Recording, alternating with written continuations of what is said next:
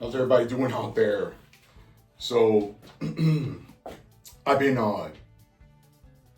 ordering different knives off of Amazon and a couple other places, Chicago Knife Works, and I've ordered some Bowie knives from Coldsteel. I ordered a buck 119 special, the Wild West Bowie. I prefer those shapes, the geometry of the blade. They don't function the way that they look to me. So I love the Wild West Bowie. It's one of my favorite. The Frontier Bowie as well. And I was just looking around online and watching some videos. And I watched a video by Michael Rizzo, and he reviewed the 1849 Rifleman's knife by Coldsteel. And at first I was a bit skeptical about getting it because it's a straight blade.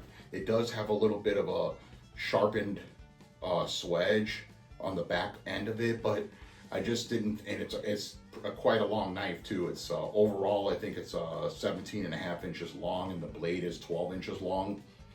And it's in between the price of the, well, at least at the time that I ordered it, it was $93 with shipping from Amazon. And I just wasn't too sure about it. So I'm like, you know what? Let me give it a try. So I ordered it and it came in today. I actually did a video where I unboxed it from the Amazon box and opened it up and cleaned it off. But for some reason, I didn't like the video. So I just deleted it, and then now I'm redoing it. Now this knife, actually, for the money that I paid for it, it was I think it was $87 on Amazon, and then plus the shipping, it came out to about $93. And when I was looking at it, I'm like, I don't know if I really like it because of the guard. I like the S guard, but when I was practicing with the Wild West Bowie and the Frontier Bowie, and practicing with the buck knife and practicing with a couple other ones, I noticed that when I turn it around North American Bowie style, the S guard hits the back of my hand.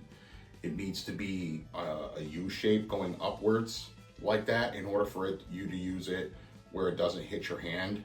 And I actually like that, but then it would be strictly for fighting and not for like a utility all around where you can do camping and chopping and batoning and what everybody else does online, you know.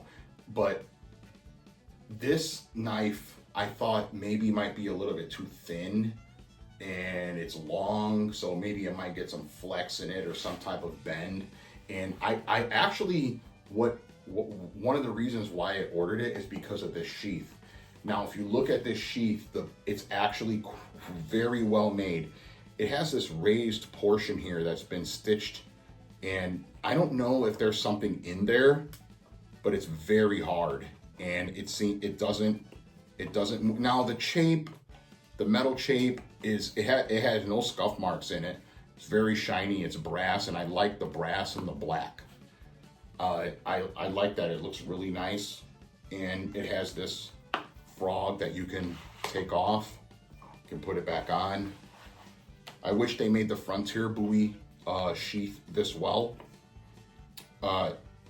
It does have this belt strap, which this is okay because it doesn't move around as much as the Wild West, the dangler thing. I don't really like that one that much. I would prefer this or one that's just fixed, where it's actually part of the sheath, but this one is okay. The handle is actually the most refined and the one that's actually the more quality. It's tapered. It has a swell in the middle. It's got 3 brass pins and this brass lanyard tube, and that's all been sanded. There's no gap between the brass guard and the handle. And this thing is highly polished.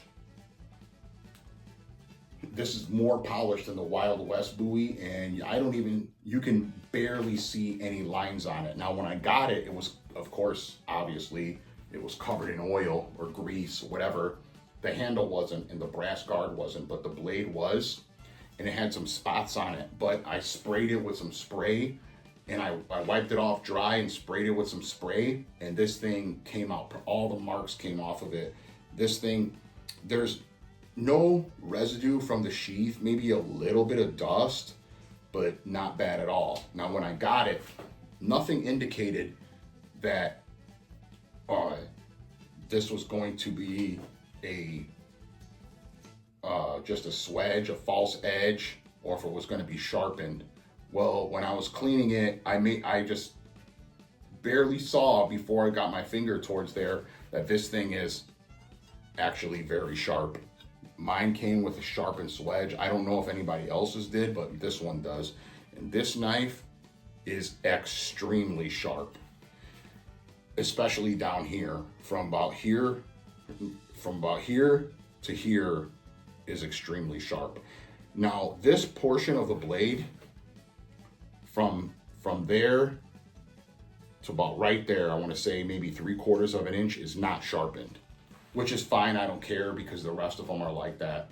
And you know, for the amount of money that you pay for a knife like this, you're not going to find anything like this for that amount of money, where it's polished. I mean, you can see the light gleaming off of it, and it is actually very thick.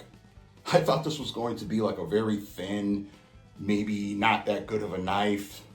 I don't want to say chintzy, but because I've never gotten anything bad from Coldsteel. I know other people have, and they always complain about the sheath and the thing being covered in oil and all these little things that have absolutely nothing to do with you using the knife, but that's just the way people are. Now, yes, it does have a gap on this side of the blade, which is actually really not that bad, considering that they took a piece of brass and cut it to fit either over or fit on from the tang up, and then they put the handle on. That's actually pretty good. It's very hard to cut brass. It's not easy. People think it's easy, but let's see you do it.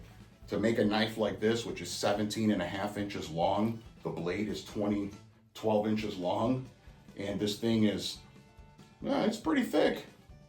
It's probably close to 1/4 of an inch, and it's actually quite heavy. This is as heavy as the Frontier buoy, if not maybe a couple ounces heavier. Now, it being a straight knife and not the one where it has a clip point, is it going to be good for back cuts? I actually think that it will. And I mean, I wouldn't want to get touched by that. That's for sure, especially in a fight. And I wouldn't want to get touched by this at all. I mean, this thing, you can really keep somebody at distance from you with a knife like this, because this thing is I would consider this a short sword. I wouldn't consider this a knife. The Wild West buoy, which is obviously, you can tell, is much shorter. I would consider this a knife. This is the end of a knife being a knife until after any bigger than this, it turns into a short sword. This one is actually quite maneuverable.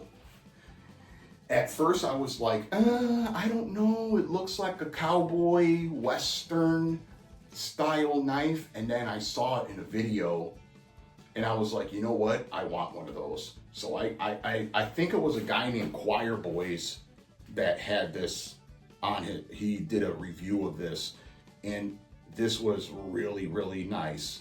And there's another guy named Rolando Estacado. I watched a couple of his videos, and he has some buoys and bagwells and stuff like that. And I actually like this shape of blade now. And I attached a lanyard to it from, I believe it's Tough Grit. This is the Patriot one, and the Patriot style one. And I like it because you can turn it around North American buoy style, and that guard doesn't hit your hand. I mean, it could if you let go of it, if you have a pincher grip and you don't hold it in a hammer grip. it may hit your hand, but it's not gonna, if you hold it like that in a hammer grip, it's not going to. And I feel that this is much more maneuverable just at the length and the weight that it is. And I think that I like it like that for a knife, but with this one, it's definitely a short sword. And I feel this one, the grip of it, if all the handles were made like this, and if they took this handle and put it on this knife, took this handle and put it on the Frontier buoy, they would be fantastic. I mean, this thing, they say it's a full tang. I'm not sure. I know this is definitely a full tang. That thing goes all the way through it. This is the least refined. This is the most refined. The Frontier buoy is like right in the middle, just because of the handle. But what it's made out of and the guard that it has on there is not coming apart. Because I've already hit several things with it that are very hard, and that thing doesn't even rattle or anything. But this knife is actually fantastic, and the way that it feels when you have your hand high up on it, and when you have your hand right here, the way that it feels very like it's maneuverable because of how much more narrow it is. And I feel that I have really good control over it, and that I could actually defend myself with something like this, as opposed to the Frontier buoy or the Wild West buoy. And this thing is, I mean, this is like, I'm pretty sure, I mean, it's got to be real brass. There's nothing that says that it isn't, so I'm going to say that it is, and it's pretty solid. That's for sure. You get less hand protection with it, but it's longer, so you can keep someone at a farther distance away from you. With this knife, definitely. There were a couple little smudges on the blade after I wiped it off, but I just sprayed some cleaner on it, wiped it off, and then all the smudges came out. And I barely see any lines in this blade at all compared to the other one. And this thing just is fantastic. It's definitely a thrusting weapon, that's for sure. And it actually, maybe, if you look at it, if they were to drill a hole in here, you can put it on the end of a rifle as a bayonet, if it had a bayonet lug on it, or a shotgun. I believe you could do that, or maybe put it right here and put it on the end of a shotgun or a rifle. It actually kind of looks similar to a bayonet, but it's really, really nice. And I don't think you're gonna get much shock in the handle when you hit something, because the way this handle is in my hand, it fits perfect in my palm. This has the best handle, and this is the most refined cold steel knife that I have. And I think I'm actually going to buy another one of these. I really think that they're worth it. I think this is probably one of their better knives that they have, since I already have 2 Frontier buoys and a Wild West buoy. And I have a Code 4, and I used to have some other ones too, but they were a little bit older. I mean, other than maybe like anything that's made out of like the, I think it's called CPM 3V maybe, and the San Mai steel and the VG1 steel. Of course, I'm not going to buy any of those because I'm not interested in any of those knives. I don't really like a sub-hilt knife. I don't think that for me, it's not really worth it to buy that. Something like this, or a folder like a Recon 1 or a Voyager, those would be okay. I have a Code 4, and I use that knife every single day. And now that I have a knife, I don't have to go and look for scissors. I don't have to, unless it's application specific, then I will use a different tool. But if I'm outside opening up a bag of mulch, or I even cut a small patch of grass with the Code 4 today, and it cut it better than the lawnmower, and the lawnmower is brand new with a sharpened blade. It actually cut it better. I use that thing. I use it for everything. I use it to scrape grime off of a TV tray table, and it came out perfect because I couldn't get it off with I didn't want to spray it with any kind of cleaner or anything, because it was like, I didn't want it to soak into the wood. So I just used it to scrape that off, and it worked just fine. Fantastic. Stayed sharp. This thing, definitely sharp. I'm actually afraid to touch it, and this is actually just as sharp. Beautiful knife. Coldsteel 1849 Rifleman's knife. Beautiful.